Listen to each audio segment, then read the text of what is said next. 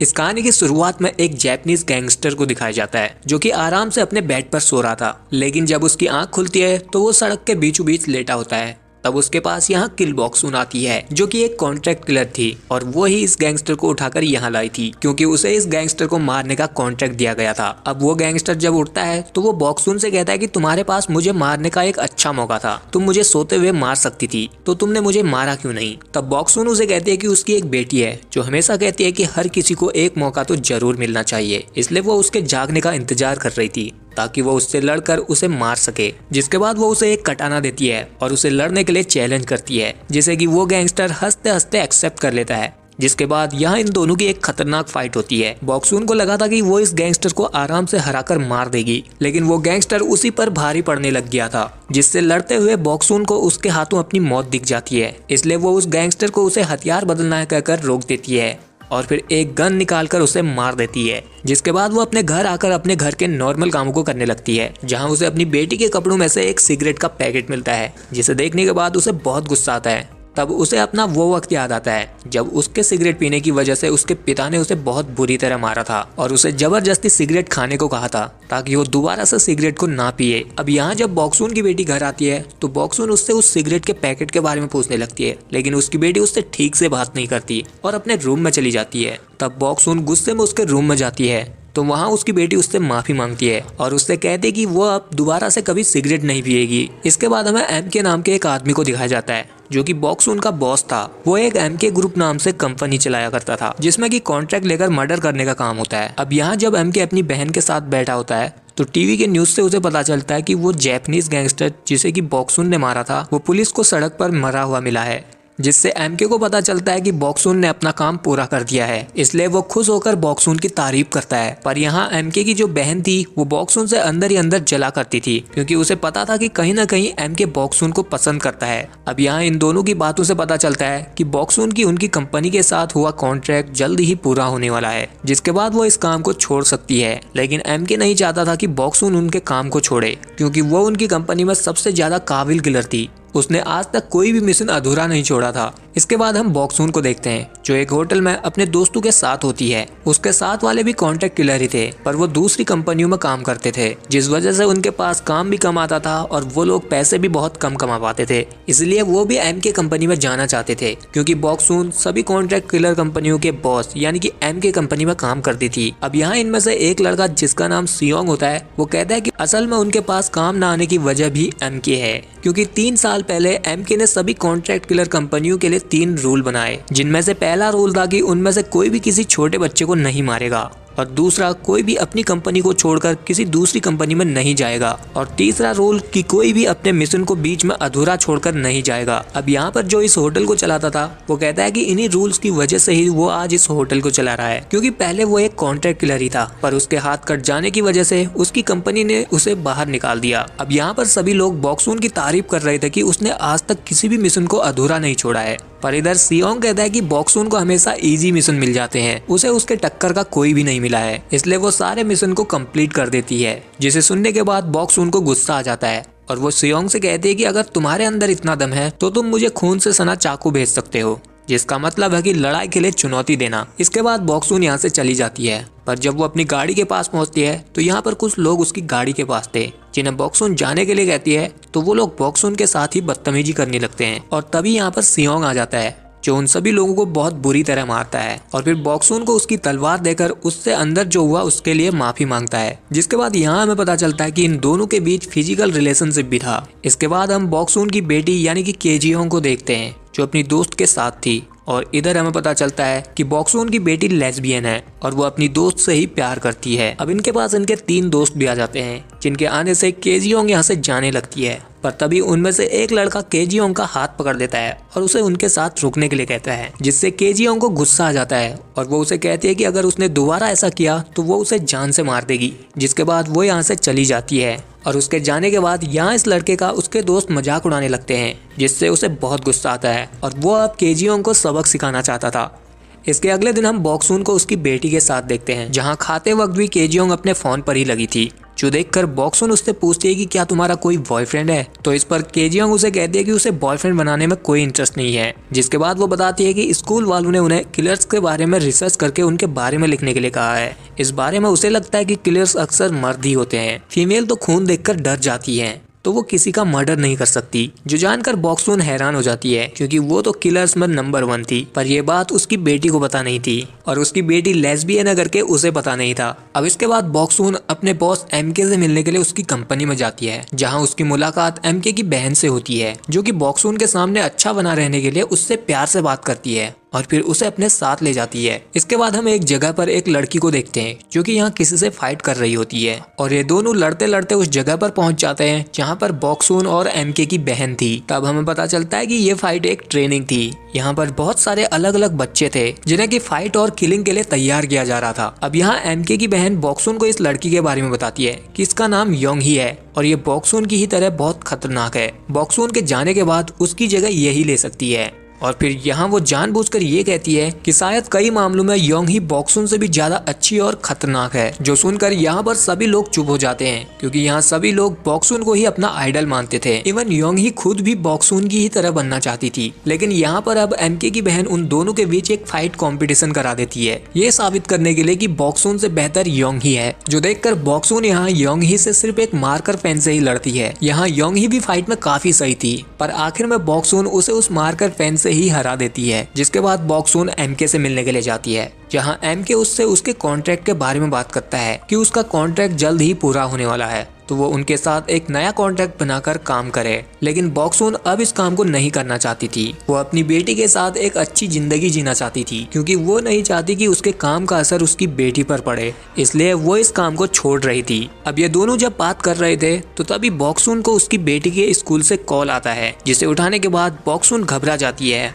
और जल्दी से अपनी बेटी के स्कूल में पहुंचती है, जहां जाकर उसे पता चलता है कि उसकी बेटी केजियोंग ने उस लड़के के गले पर कैंची मार दी है जो कि उससे अपनी बेइज्जती का बदला लेना चाहता था। जिस वजह से अब स्कूल वाले केजियोंग को 2 हफ्तों के लिए सस्पेंड कर देते हैं, जिससे बॉक्सून को बहुत गुस्सा आता है और वो कार में आकर केजियोंग से पूछती है कि तुमने ऐसा क्यों किया। तो इस पर केजियोंग उसे कुछ नहीं बताती और कहती है कि अगर उसका बस चलता तो वो उस लड़के को जान से मार देती। जो सुनकर बॉक्सून घबरा जाती है क्योंकि वो नहीं चाहती थी कि उसकी बेटी उसकी ही तरह एक किलर बन जाए, जो बात वो अपने दोस्त को भी बताती है। वो कहती है कि केजियोंग पहले उसे हर बात बताया करती थी, पर जब से वो टीनेज में आई है तब से वो उससे ज्यादा बात नहीं करती और वो बातें उससे छुपाने लगी है। अब इसके बाद बॉक्सून घर पर केजियोंग से फिर से पूछती है कि उसने उस लड़के को कैंची क्यों मारी, पर केजियोंग उसे कुछ नहीं बताती और यहाँ से चली जाती है, जिससे अब बॉक्सून परेशान थी। और उधर हम केजियोंग को भी देखते हैं जो भी किसी बात को लेकर परेशान थी, जिसे कि वो अपनी माँ को बताने में हिचकिचा रही थी। अब अगले दिन बॉक्सून को उसका बॉस एमके एक मर्डर करने का काम देता है और उसके साथ एक ट्रेनी लड़की को भी भेजता है और ये लड़की वही फाइटर योंग ही थी। एमके ने बॉक्सून के साथ उसे इसलिए भेजा था ताकि वो सीख सके कि मिशन में किन बातों का ध्यान रखना चाहिए। जिसके बाद अब ये दोनों अपने मिशन को पूरा करने के लिए पहुंच जाते हैं, जहां उन्हें एक लड़के को मारना था जो कि इस तरह लगना चाहिए कि उस लड़के ने खुदकुशी की हो, जिसके लिए उन लोगों ने उसकी हैंडराइटिंग से मैच होता हुआ सुसाइड नोट भी तैयार किया था, जिसे कि बॉक्सून ने अभी तक पढ़ा नहीं था। अब यहाँ सबसे पहले वो दोनों स्मोकिंग गैस से उस लड़के को बेहोश कर देते हैं और फिर योंग ही जब उस लड़के की कलाई को काटने वाली थी तो तब बॉक्सून उसे बताती है कि एक ही बार में मत काटना, क्योंकि जो आदमी खुदकुशी करने वाला होता है वो बहुत डरा और घबराया हुआ होता है। जिसके बाद बॉक्सून उस लड़के की कलाई को खुद काटने वाली होती है, पर इससे पहले वो एक बार सुसाइड नोट को पढ़ने का सोचती है और फिर जब वो उस सुसाइड नोट को खोलती है तो उसे पता चलता है कि ये मेयर का बेटा है और इसे खुद मेयर ही मरवाना चाहता है ताकि वो आने वाले चुनाव में जीत सके। जो जानकर बॉक्सून हैरान हो जाती है और सोचती है कि एक बाप अपने ही बेटे को कैसे मरवा सकता है। और तभी यहाँ पर उसे उसकी बेटी केजियोंग का कॉल आ जाता है, जो अब बॉक्सून से अपनी गलती के लिए माफी मांगती है और उसे कहती है कि वो उससे कुछ बात करना चाहती है, इसलिए वो जल्दी से घर आ जाए। जिस बात से अब बॉक्सून इमोशनल हो जाती है क्योंकि उसकी बेटी ने अपनी गलती मानी और उससे माफी भी मांगी, इसलिए वो अब यहाँ पर इस लड़के को भी नहीं मार पाती। जिसके बाद वो ये बात अपने बॉस एमके को भी कॉल करके बताती है कि वो ये काम पूरा नहीं कर पाई। एमके, जो कि इस वक्त अपने एक मिशन के लिए रसिया गया होता है, वो बॉक्सून से कहता है कि ये मैं मान ही नहीं सकता कि इतना आसान मिशन तुमसे नहीं हुआ। शायद तुमने उस सुसाइड नोट को पढ़ लिया है, जिस वजह से तुमने उस लड़के को नहीं मारा और ये करके तुमने कंपनी का रूल तोड़ा है, जिसकी सजा मौत है, जिसे कि वो खुद चाह कर भी बदल नहीं सकता है। जिसके बाद यहाँ पर उसका टारगेट आ जाता है, यानी कि वो जिस गैंगस्टर को मारने के लिए यहाँ पर आया था। तो अब वो यहाँ उन सभी लोगों पर गोली चलाने लगता है और फिर उन सभी लोगों से अकेले लड़कर उन सभी को मार देता है। जिसके बाद वो दोबारा से कॉल पर बॉक्सून से बात करता है। उसे यकीन नहीं था कि बॉक्सून जो कह रही है वो सच कह रही है, इसलिए वो बॉक्सून के साथ जो ट्रेनी योंग ही भेजी थी उससे पूछता है कि वहाँ क्या हुआ। तो तब योंग ही भी बॉक्सून का साथ देती है और उससे झूठ बोलती है कि उनकी स्लीपिंग गैस कम पड़ गई थी, जिस वजह से वो लड़का उठ गया और फिर वो लोग उसे नहीं मार पाए। जो सुनने के बाद एमके बॉक्सून से कहता है कि देखो, जो कुछ भी हुआ हो, तुमसे रूल तो टूटा है और तुम्हें इसकी सजा जरूर मिलेगी, क्योंकि ये उनकी कंपनी का उसूल है। तब बॉक्सून उसे कहती है कि अगर तुमने मुझे इस सब से निकाल लिया तो फिर वो उसके साथ अपना एक नया कॉन्ट्रैक्ट बना लेगी, जिसके बाद वो आगे भी उनके लिए काम करेगी। जो सुनने के बाद एमके भी उसकी बात मान जाता है और अब एमके ये बात अपनी बहन को बताता है और उसे एक नया कॉन्ट्रैक्ट रेडी करने के लिए कहता है। पर उसकी बहन कहती है कि अगर उसने जानबूझकर ये नियम तोड़ा है तो उसे इसकी सजा तो मिलनी ही चाहिए। लेकिन एमके ऐसा नहीं चाहता था, क्योंकि बॉक्सून उसी की तरह एक काबिल किलर थी जिसे कि एमके बहुत पसंद करता था। इसके बाद एमके को वो दिन याद आता है जब वो बॉक्सून से पहली बार मिला था। वो बहुत सालों पहले एक दिन बॉक्सून के पिता को मारने के लिए गया था, क्योंकि वो बहुत करप्ट पुलिस वाले थे और एमके को उसे मारने का कॉन्ट्रैक्ट मिला था। अब यहाँ एमके जब उसे मारने वाला था तो यहाँ पर बॉक्सून आ जाती है, जिसे देखकर अब एमके बॉक्सून को भी मारना चाहता था ताकि उसके पिता को मारने के बाद यहाँ कोई सबूत ना बचे। लेकिन यहाँ पर बॉक्सून ही अपने पिता को लटका देती है, क्योंकि वो बॉक्सून को हमेशा टॉर्चर किया करते थे, इसलिए बॉक्सून ने उन्हें मार दिया। जिसके बाद वो एक खतरनाक किलर बन गई और एमके के साथ काम करने लगी। अब यहाँ एमके जानता था कि बॉक्सून ने उस लड़के को जानबूझकर नहीं मारा है, क्योंकि बॉक्सून के लिए ये काम कोई मुश्किल काम नहीं था। लेकिन वहाँ एमके की बहन बॉक्सून को दिया गया काम बॉक्सून के ही दोस्त सियोंग को दे देती है, जिसके बाद वो उस लड़के को यानी कि मिनिस्टर के बेटे को मार देता है। जिसकी खबर अगले दिन जब बॉक्सून को पता चलती है तो वो सोचती है कि उसने तो ये काम नहीं किया और एमके से भी उसने उस लड़के को छोड़ने के लिए कहा था, तो फिर ये काम किसने किया होगा। तब यहाँ उसकी बेटी केजियोंग आ जाती है, जो अब उसे सब कुछ सच सच बताती है कि वो एक लेस्बियन है।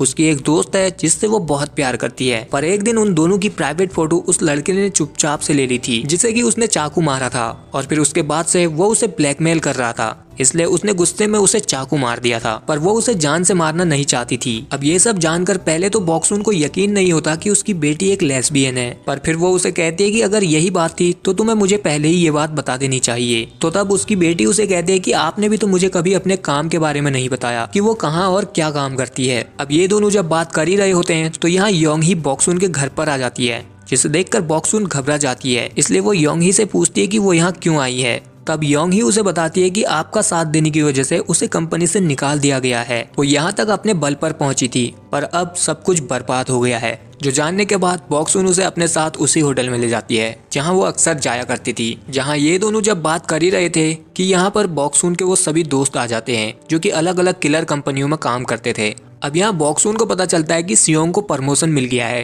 क्योंकि उसने वो काम किया जो बॉक्सून ने छोड़ दिया था, यानी कि उस मिनिस्टर के बेटे को उसने मार दिया था, जिसे कि उसने एमके की बहन के कहने पर किया था। जो जानकर बॉक्सून को बहुत बुरा लगता है, क्योंकि उसने एक छोटे बच्चे की जान ली। अब ये लोग जब यहाँ बात कर ही रहे होते हैं तो इधर सियोंग के फोन में एमके की बहन का कॉल आता है, जिसे कि अब बॉक्सून उठाती है और वो एमके की बहन से कहती है कि तुमने ये बहुत गलत किया है और मैं तुम्हें इसकी सजा जरूर दूंगी। तब यहाँ एमके की बहन फोन सियोंग को देने को कहकर फोन को स्पीकर करने के लिए कहती है, जिसके बाद वो यहाँ बॉक्सून के सभी दोस्तों को ऑफर देती है कि अगर वो लोग बॉक्सून को मार देते हैं तो वो उन सभी लोगों को अपनी कंपनी यानी कि एमके कंपनी में काम दिला देगी। जो सुनने के बाद यहाँ मौजूद सभी लोग बॉक्सून पर हमला करने लगते हैं, क्योंकि वो लोग किसी भी तरह एमके कंपनी के साथ काम करना चाहते थे। अब इस ऑफर को सुनने के बाद यहाँ इस होटल का मालिक ही सबसे पहले बॉक्सून पर हमला करता है, जो कि इससे पहले तक बॉक्सून की जी हुजूरी करता था। जिसके बाद ये सभी लोग बॉक्सून को मारने की हर कोशिश करते हैं, पर बॉक्सून लड़ाई में इन सभी से बहुत आगे थी। वो इन सभी के साथ लड़कर इन्हें एक एक करके मारने लगती है, जिसमें उसका साथ योंग ही भी देती है और फिर आखिर में बॉक्सून सियोंग को भी मार देती है,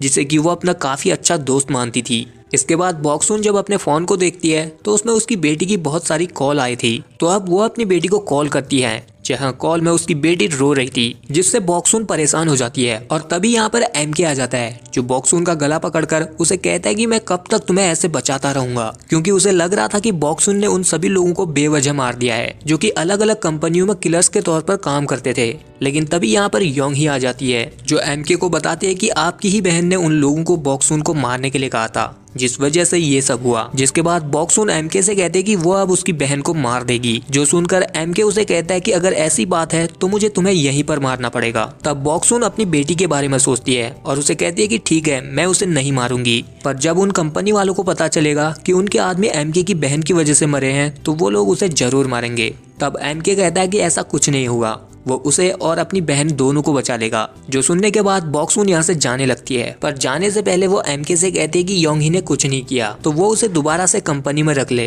क्योंकि योंगी काफी अच्छी है। लेकिन इधर बॉक्सून के जाने के बाद एमके योंगी के गले में फोक चम्मच घुसाकर उसे मार देता है, क्योंकि योंगी को पता था कि बॉक्सून ने उन लोगों को क्यों मारा। जो बात अगर बाकी कंपनी वाले लोगों को पता चलती तो वो लोग एमके से विद्रोह कर सकते थे, इसलिए यहाँ एमके योंगी को मार देता है ताकि कोई सबूत ना बचे। उधर बॉक्सून जब अपने घर पहुंचती है तो वहां उसकी बेटी उसके लिए बहुत परेशान थी, क्योंकि उसने फोन पर एमके की बॉक्सून को धमकाने वाली बात सुन ली थी। तब बॉक्सून उसे कहती है कि वो घबराए नहीं, वो बस आज उसकी और उसके साथ वालों के साथ बहस हो गई। अब यहाँ उसकी बेटी उसे बताती है कि उसकी दोस्त ने उसे छोड़ दिया है, वो बस उसके साथ प्यार का नाटक कर रही थी, जिस वजह से वो अब बहुत दुखी है और अब उसे समझ नहीं आ रहा है कि वो क्या करे, क्या उसे अपनी सच्चाई छुपानी चाहिए या नहीं। जिसके बाद वो बॉक्सून से पूछती है कि आप क्या काम करती हैं। उसने बॉक्सून के बैग में एक गन देखी थी और उसे लग रहा था कि बॉक्सून एक सरकारी जासूस है। जो सुनकर बॉक्सून भी उसे यही कह देती है कि हाँ, वो एक सरकारी जासूस है। जिसके बाद वो अपनी बेटी से प्यार से बात करके उसे समझाती है कि अगर तुम्हें लड़कियां पसंद है तो तुम्हें ये बात किसी से छुपाने की जरूरत नहीं है, क्योंकि तुम गलत नहीं हो। अब अगले दिन हम देखते हैं कि एमके की सभी कंपनी मेंबर्स के साथ मीटिंग हो रही है, जहां सभी लोगों को ये पता चल चुका था कि उनके आदमियों को बॉक्सून ने मारा है, पर उन्हें क्यों मारा है उन्हें ये पता नहीं था। इसलिए इनमें से एक आदमी एमके को रूल के हिसाब से चलने के लिए कहता है, या तो वो खुद बॉक्सून को मार दे या फिर इस चाकू से वो खुद को मार ले। जो सुनकर एमके को बहुत गुस्सा आ जाता है और वो इस चाकू से उसी आदमी को मार डालता है। जिसके बाद वो बाकी सभी से कहता है कि ये सारे रूल मैंने बनाए हैं तो मैं ये रूल तोड़ भी सकता हूँ। इसके बाद उधर हम देखते हैं कि बॉक्सून अपने नए एग्रीमेंट के लिए एमके की कंपनी आई है, जहाँ उसे एमके की बहन मिलती है, जो बॉक्सून को उसका कॉन्ट्रैक्ट देकर कहती है कि तुम्हें बचाने के चक्कर में एमके को उस बेचारी योंगी को मारना पड़ा। जो जानकर बॉक्सून को बहुत गुस्सा आ जाता है और फिर वो यहाँ उस पेन से एमके की बहन को ही मार देती है, क्योंकि एक तरह से उसकी ही वजह से योंगी की जान गई और उसी की वजह से उसे अपने दोस्तों को मारना पड़ा। अब यहाँ बॉक्सून जानती थी कि एमके ये सब जानने के बाद चुप नहीं बैठेगा, तो वो यहाँ एमके के लिए खून से सना हुआ वही पेन छोड़ जाती है, जिसका मतलब था लड़ाई की चुनौती देना। फिर थोड़ी देर बाद जब एमके को पता चलता है कि बॉक्सून ने उसकी बहन को मार दिया है और उसने उसके लिए खून से सना हुआ पेन भेजा है, तो वो बॉक्सून के घर कॉल करता है, जहां उसका फोन बॉक्सून की बेटी उठाती है, जिसे एमके कहता है कि वो अपनी मॉम को बता दे कि उसे उसका मैसेज मिल गया है और वो कल ऑफिस में आकर उससे मिल सकती है। जो बात बॉक्सून की बेटी बॉक्सून को बता देती है। जिसके बाद अगले दिन बॉक्सून एमके के ऑफिस जाती है, जहाँ की एमके उसका इंतजार कर रहा था। बॉक्सून जब यहाँ पर पहुँचती है तो वो उस पर गोलियां बरसा देता है, पर उस पर एक भी गोली जानबूझकर नहीं मारता, क्योंकि वो बॉक्सून को इस तरह नहीं मारना चाहता था। जिसके बाद ये दोनों शराब पीते हुए एक दूसरे से बात करते हैं, जहां बॉक्सून एमके को मारने की हर कड़ी सोचती है, पर किसी भी कोशिश में वो एमके को मार नहीं पा रही थी, बल्कि हर बार एमके उसे मार दे रहा था, क्योंकि बॉक्सून को एमके की कमजोरी पता नहीं थी। पर फिर काफी सोचने के बाद वो एमके से कहती कि मुझे पता चल गया है तुम्हारी कमजोर कड़ी का, जो कि मैं खुद हूँ, क्योंकि तुम मुझसे प्यार करते हो, इसलिए तुम मुझे मारना नहीं चाहते। जो सुनकर एमके घबरा जाता है, क्योंकि वो सच में बॉक्सून से प्यार करता था। जिसके बाद यहाँ बॉक्सून एमके की चेस्ट पर चाकू से वार कर देती है और जब वो उसे जान से मारने वाली होती है तो तब एमके कहता है कि उसे फर्क नहीं पड़ता कि वो ये लड़ाई जीते या हारे, क्योंकि तुम्हारा ये रूप अब तुम्हारी बेटी भी देख रही है। दरअसल उसने बॉक्सून की बेटी को एक टैब भेजा था ताकि वो ये सब देख सके। जो जानकर अब बॉक्सून को बहुत दुख होता है कि वो नहीं चाहती थी कि उसकी बेटी को पता चले कि वो एक किलर है, इसलिए वो अब जल्दी से एमके को मारकर अपने घर पहुंचती है, जहाँ वो देखती है कि उसकी बेटी सो रही है, यानी कि उसने वो टैब खोलकर कभी देखा ही नहीं। जो जानकर बॉक्सून को काफी राहत मिलती है और फिर जब उसकी बेटी उठती है तो वो बॉक्सून से कहती है कि आप सबसे अच्छी मॉम है, जिससे बॉक्सून बहुत इमोशनल हो जाती है। इसके बाद अगले दिन हम देखते हैं कि बॉक्सून की बेटी जब केजियोंग स्कूल जाती है तो वो वहाँ अपने उसी दोस्त से मिलती है जिससे कि वो प्यार करती थी। फिर वो यहाँ उसे गले लगाकर कहती है कि मन तो कर रहा है कि तुझे जान से मार दूं, पर फिर वो उसे अपना ध्यान रखना कहकर यहाँ से चली जाती है, क्योंकि अब उसने अपने आप को एक्सेप्ट कर लिया था कि वो जैसी है वो वैसी ही रहेगी, उसे किसी से कुछ छुपाने की जरूरत नहीं है। और यही पर ये कहानी। सो गाइस, आई होप कि आपको ये वीडियो पसंद आया होगा। अगर आया है तो इस वीडियो को लाइक शेयर के साथ चैनल को कर लीजिए सब्सक्राइब। बाकी मैं आपसे अगली वीडियो में मिलता हूँ, तब तक के लिए आप मेरे चैनल की और वीडियोस को भी एंजॉय कर सकते हैं।